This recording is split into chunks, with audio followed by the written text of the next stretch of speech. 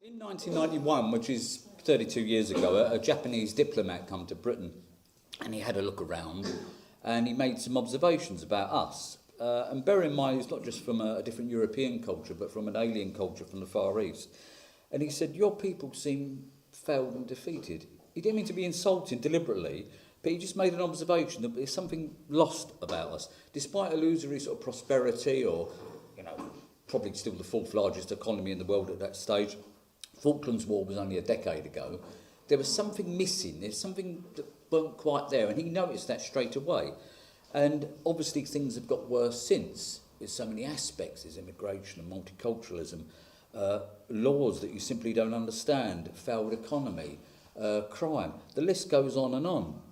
There was a period after the Second World War where the British people probably had a decent time, from the end of the coronation in 1953 up until Blair come to power, where things did seem quite good and quite pleasant. But now we've descended back into confusion and hopelessness. There's a great desire on a lot of people, myself included, for nostalgia. Nostalgia TV is very popular. And the reason is people are not just looking back, when I was younger, they're looking, I wish I was there again. Take me away from this, please, please. I look at the 1970s and I think, my God, people moaned about their decade, the strikes and all the other political problems going on. But culturally, like my old friend Derek over there, when we lived in East London, it was a white British community. And when we had our friends and our family around us, that's all gone now. So, I don't mind going back in time in that respect. What we're suffering from is a form of political and cultural shell shock that's rippled down the decades. And each decade that goes on, there's more humiliation and degradation for our shattered people. We're ruled by a hostile elite who have absolute contempt for us. We mean nothing to them at all. We mean as much to them as treading on an insect.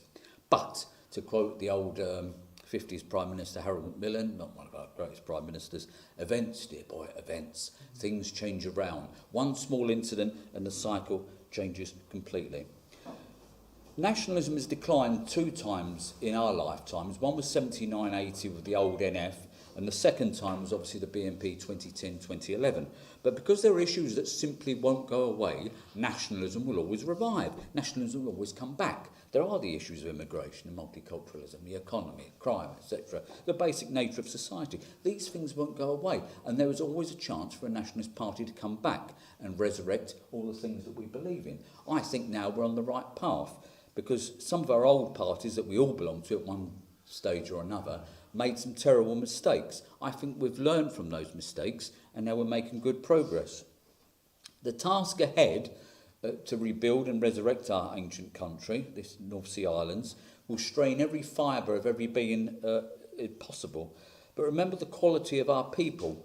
I think one of the qualities noted by our Prime Minister, David Lloyd George, during the First World War, when America had just come in, Russia had dropped out, and the French were having mutinies in their army, when he said the one Allied army you could rely on for absolute certainty is the British one for any military endeavour. In other words, we have a strength and a quality where we get stuck into things and we don't give in, and we're quite stubborn, and we won't be pushed any further. I think you're seeing that now. I think people have had enough of this mess that we live in. We're still here. With the British Democrats, with intelligence, with method, political courage, obviously, we will make a change. Peaceful, legal, political. We will make a change. We're still here. Then one day, you can look in the mirror, face the world and say, we won, because we're still here. And to quote an 18th century philosopher, Thomas Paine, I will take as much trouble in my lifetime as necessary, even though personally I want peace. I will take a great deal of trouble in my lifetime, providing that my children and grandchildren don't have trouble in their lifetime. We're going to win.